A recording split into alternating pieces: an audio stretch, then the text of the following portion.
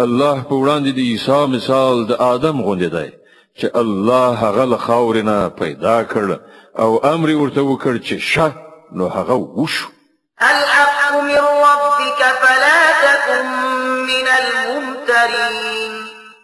دا اصلي حقیقت دی چې ستا د رب له لوري ښودل کیږي او ته له هغو کسانو څخه مه کېږه چې په دې کې شک وي. فمن حاجك فيه من بعد ما جاءك من العلم فقل تعالوا ندع أبناءنا وأبناءكم ونساءنا ونساءكم وأنفسنا وأنفسكم فقل تعالوا ندع أبناءنا وأبناءكم ونساءنا ونساءكم وأنفسنا وأنفسكم ثم نبتهل فنجعل لعنة الله على الكاذبين. د دې علم له راتګ نه وروسته که اوس څوک په دې باب له تاسو سره جګړه وکړي نو ای محمد ورته ووایه چې راځئ هم به مونږ او تاسې په خپله راشو او هم به خپلې کورنۍ راولو او د خدای په وړاندې به دعا وکړو چې که هر څوک دروغجن وي پر هغه دې د خدای لعنت وي. د آل عمران مبارکه سوره چې د قرآن عظیم الشان درېمه سوره ده په مدینې منورې کې را نازله شوې ده. 200 مبارک آیاتونه لري. تلاوت او پښتو ترجمه یې له 2 آیت څخه اورئ. إن هذا لهو القصص الحق وما من إله إلا الله وإن الله لهو العزيز الحكيم فإن تولوا فإن الله عليم بالمفسدين. دا بیخي صحیح واقعیتونه دي او حقیقت دا دی چې الله نه پرته هیڅ بل خدای نشته او هغه د همدې الله ذات دی چې د هغه زور پر ټولو بار او د هغه حکمت د کائناتو په نظام کې کاریګر دی. نو که دوی په دې شرط له مقابلې نه مخ واړوي نو دا به په ډاګه شي چې هغوی مفسدان دي او الله د فساد خورونکو په حال ښه خبر دی. قل يا أهل الكتاب تعالوا إلى كلمة سواء بيننا وبينكم ألا نعبد إلا الله ولا نشرك به شيئا ولا يتخذ بعضنا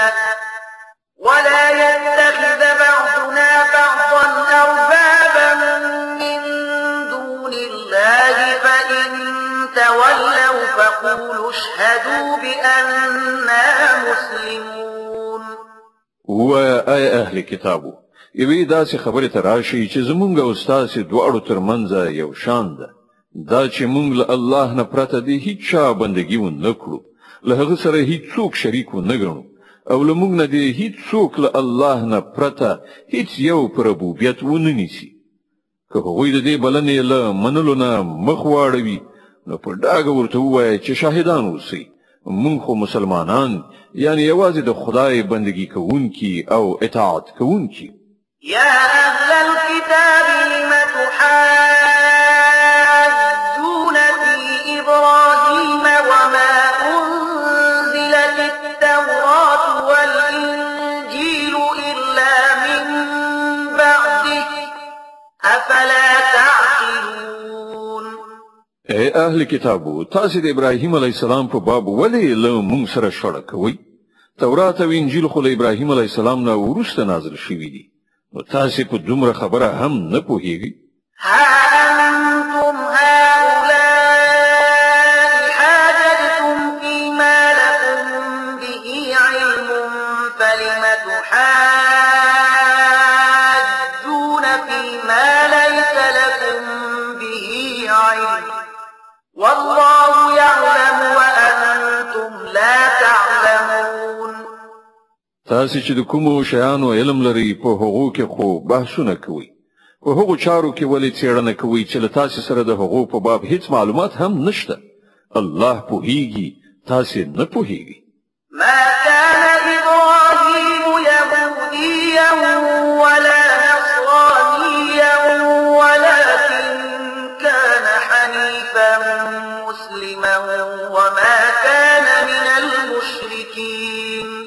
ابراهیم علیه السلام نه يهودي و نه نصراني بلکې هغه خو یو لوري ته مخ اړهونکی مسلمانو او هغه هیڅ کله له مشرکانو څخه نو.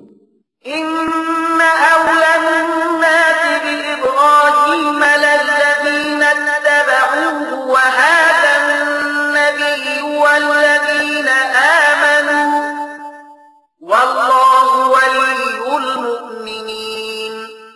څوک چې تر ټولو زیات د دې حقدار دي چې ابراهیم علیه السلام ته منسوب شي هغه خلک دي چې د هغه پیروي وکړه او اوس دا پیغمبر او د منونکي د دې منسوبېدو زیات حقدار دي.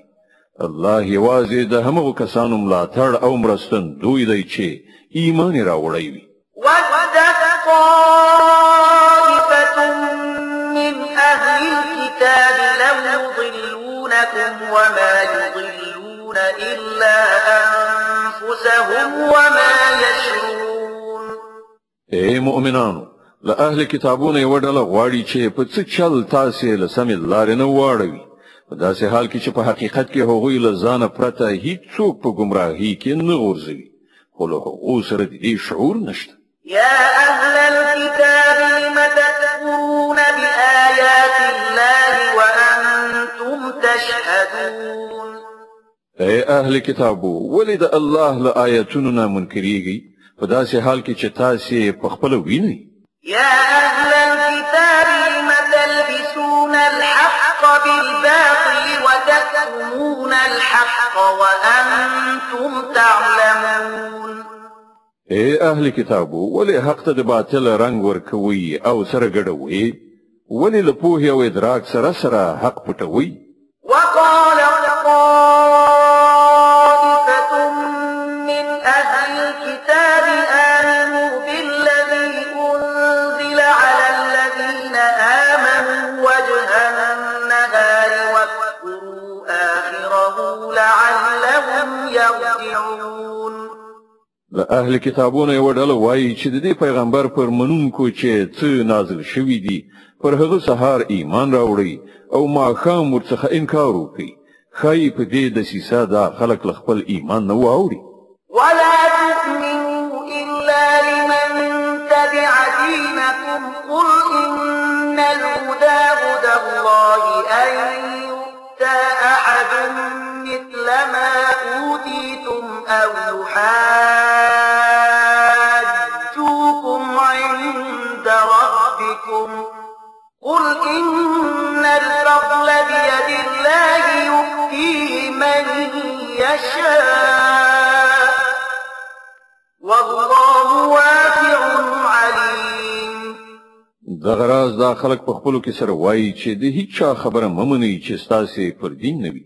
ای پیغمبره دوی ته ووایه چې اصلا خو هدایت د الله هدایت دی او دا د هغه ورکړه ده چې چاته همغه څه ورکړی شي چې وخت تاسو ته درکړی شوی وي یا دا چې نور ته تاسو د پروردګار او حضور ته د وړاندې کېدو لپاره تاسو پر خلاف قوي دلیل پلاس ورشي.